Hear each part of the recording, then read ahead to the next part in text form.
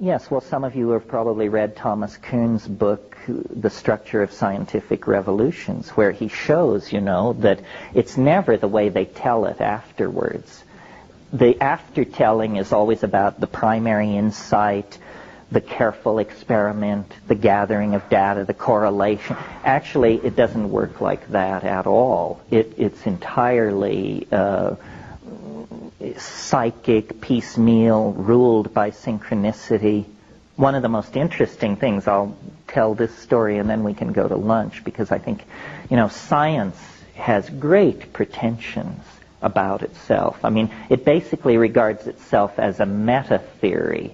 It regards itself as capable of passing judgment on all other theories. They are supposed to submit themselves to science to be told whether they're real or not. Yeah, like a religion. Well, how many people know modern science was founded by René Descartes in the early 17th century. What were the circumstances under which Descartes founded modern science? René Descartes was a 19-year-old basically ne'er-do-well, and he decided that he would go wenching and soldiering across Europe, which was a thing that young men of certain class did at that time. And so he joined a Habsburg army that was laying siege to Prague in the summer of 1619, and after they had taken care of the problem there in Prague, this Habsburg army began to retreat across southern Germany.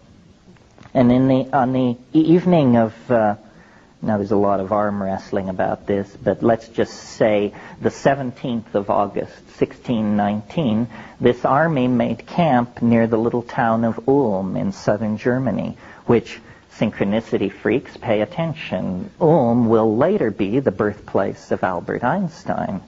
Worth noting. But that night, Descartes, in the barracks, had a dream. And an angel appeared to him. And the angel said, the conquest of nature is to be achieved through number and measurement. And he was thunderstruck. He took that angelic revelation and turned it into modern science.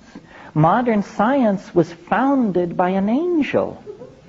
They don't tell you this at MIT. It's astonishing how things which claim roots in rationalism are actually among some of the most irrational productions in the historical continuum.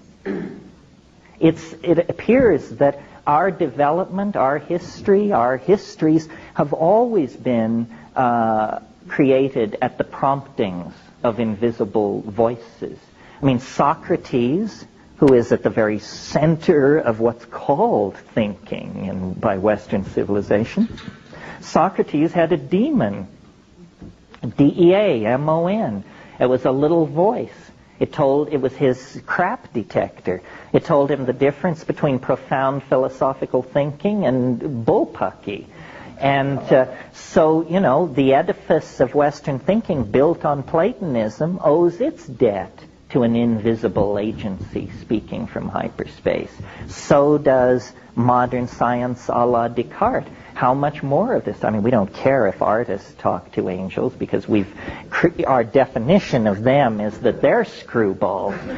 But to believe that an enterprise like modern science has to trace its way back to the same ecstatic roots is, I think, very suggestive that the world is stranger than we can suppose, and that we need to open these channels of communication to these invisible worlds. Probably the next great paradigm shift will be enunciated by a mushroom, an angel, an elf, an alien, what have you.